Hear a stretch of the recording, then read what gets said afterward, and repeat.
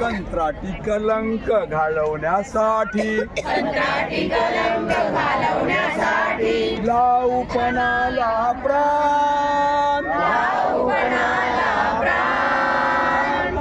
ठेवू सारे आता उठवू सारे रान आता पेटवू सारे कंत्राट।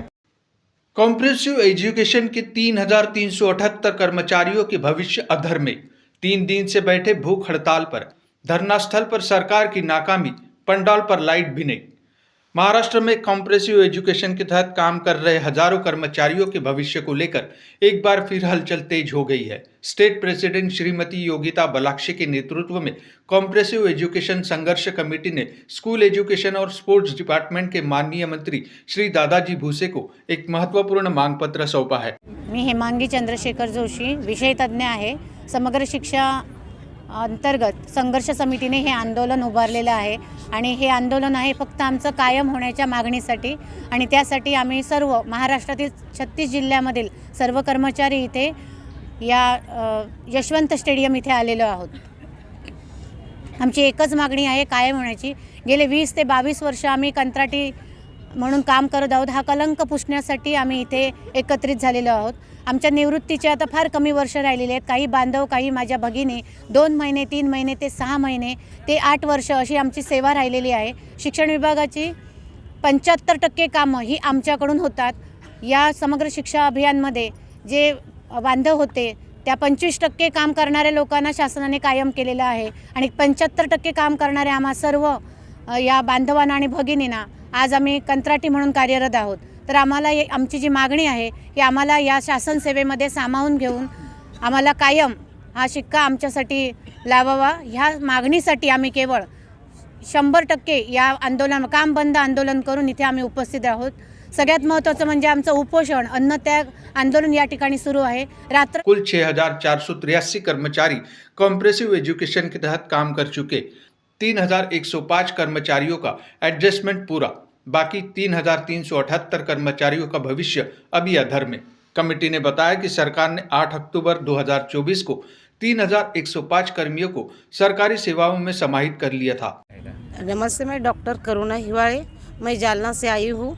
मैं गेले 20 साल से कॉन्ट्रैक्ट बेस पर यहाँ पे काम कर रही हूँ समग्र शिक्षा अभियान में। मेरे साथ ऐसे 13 कैडर्स है और हम 18-20 साल से कॉन्ट्रैक्ट पे है। 6 साल से तो हमें कुछ भी इंक्रीमेंट भी मिला नहीं है और हमारे साथ जो समग्र में हमारे जो जूनियर्स थे आईडी के, उनको पिछले साल ही सरकार ने कायम किया है, लेकिन हम उनके जो सीनियर है और हमारा जो काम है वो मैं साधारण व्यक्ति हूँ। मेरे ऐसे 12 कैडर्स हैं जो पूरा एजुकेशन डिपार्टमेंट पूरा संभालते हैं, तो उन पे बहुत बड़ी रिस्पॉन्सिबिलिटी है। और आज हमारे सबकी उम्र है तकरीबन 40 से 50 साल के ऊपर हो गई है। हमारे से कुछ लोग तो अभी 2 महीने में रिटायर होने वाले हैं। हमारी एक ही मांग है कि हमें कायम करना चाहिए। हम 20 साल 25 साल से यहाँ पे जो सर्विस कर रहे हैं, इसके वजह से हमें अब कायम होना बहुत ज़रूरी है। हमारे बच्चों का जो एजुकेशन है वो पूरा रुके हुआ है, क्योंकि इतने कम मानधन जो हमें मिलता है उस मानधन में कुछ भी नहीं होता और अब हमारे बच्चों को भी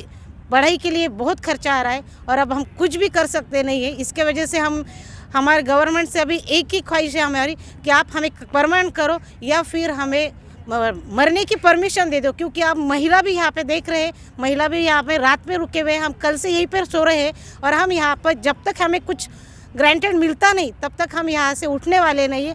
एक तो हमें परमानेंट करो या फिर हमें परमिशन दे दो, हम यहीं पे हम आत्मदहन करने वाले हैं। शेष कर्मचारियों की एडजस्टमेंट प्रक्रिया के लिए एक स्टडी कमेटी बनाई गई थी, जिसकी रिपोर्ट अब सरकार को सौंप दी गई है।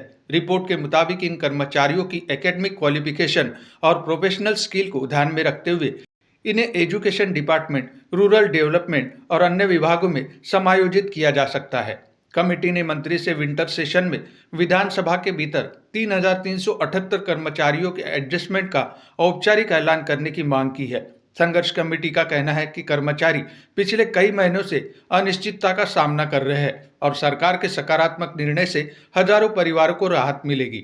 अब नजरें टिकी है आने वाले नागपुर के विंटर सेशन पर क्या बचे 3,378 कर्मचारियों के लिए बड़ा फैसला आएगा? कॉम्प्रेसिव एजुकेशन स्टाफ, क्या मिलेगा स्थायी समाधान? समग्र शिक्षा संघर्ष समिती महाराष्ट्र राज्य राज्याध्यक्ष योगिता बलाक्षे बोलते आहे. 8 डिसेंबर 2025 पासून आम्ही इथे हिवाळी अधिवेशन जेव्हा सुरू झालं तेव्हापासून इथे आंदोलनाला याच्यासाठी बसलेलो आहोत की आमचे म्हणणं एकच आहे की गेली 20 ते 25 वर्ष आम्ही कंत्राटी कर्मचारी म्हणून शिक्षण विभागात काम करत आहोत. तर आमची शासनाकडे एकच मागणी आहे की आम्हाला शासनाने कायम करावं. तर याचसाठी आम्ही इथं बसलेलो आहे आणि जर कायम नाही केलं तर मात्र आम्ही स्वेच्छामरणाची परवानगी मागत आहे. कारण आमच्यातलेच काही 50% बांधव जे आहेत ते 8 ऑक्टोबर 2024ला शासनाने शासनसेवेत कायम केलेले आहेत. ते आमचेच बांधव होते तरी ज्युनियर असून त्यांना शासनाने कायम केलं, त्याच्याबद्दल शासनाचे आभारच आहे. पण आता मात्र आम्हाला नोकरीचे सुद्धा खूप कमी वर्ष राहिलेले आहेत. सरासरी इथे बसलेल्या लोकांची सगळ्यांची आमची जर पाहिलं तर 10 वर्षापेक्षा जास्त सेवा कुणाच्याही शिल्लक राहिलेल्या नाही आहेत. काही आमचे बांधव ह्या 8 महिन्यात सुद्धा रिटायरमेंटला आलेले आहेत आणि एकदा आम्ही रिटायर झालो की कुठल्याही प्रकारचा आर्थिक लाभ आम्हाला मिळत जात नाही. त्यामुळे आमचे कुटुंब वाऱ्यावरती पडले जातात. म्हणून आमची शासनाला एकच मागणी आहे की RT ॲक्ट राबवण्यासाठी जर आम्ही कार्यरत आहोत, पूर्ण शिक्षणाचा गाडा आम्ही ओढत आहोत आणि तेही प्रामाणिकपणे गुणवत्ता वाढीसाठी आम्ही काम करत आहोत, तर शासनाने जसं आमच्याकडनं गुणवत्तेची अपेक्षा केली त्याच्यात आम्ही खरे उतरलो आहोत. तर आमच्यासाठी शासनाने समायोजन करावं आणि आम्हाला कायम करावं हीच एक आमची मागणी आहे. अजून एक रास्त आमची मागणी यासाठी वाटते की आज 12/12/2012 ह्या सालीसुद्धा आम्ही इथेच एक मोठा मोर्चा काढला होता आणि त्या मोर्चाचा नेतृत्व त्यावेळेला विरोधी बाकावर बसणारे आमचेच फडणवीस साहेब यांनी केलेलं होतं की आजचे ते सन्माननीय मुख्यमंत्री आहेत आणि त्यावेळेस त्यांनी आम्हाला सांगितलं होतं की माझी सत्ता आल्यावरती पहिल्यांदा मी तुमचं कॅबिनेटमध्ये विषय मांडेल आणि तुम्हाला शासनसेवेत कायम करेल. तर मी विनंती करते की त्याच वचनाची पूर्तता करण्याची वेळ आलेली आहे. गेली बरोबर 13 वर्ष झालेली आहेत या गोष्टीला. तर आता हा वनवास संपवावा आणि त्यांनी जे आम्हाला वचन दिलं होतं त्या वचनाची पूर्तता करावी हीच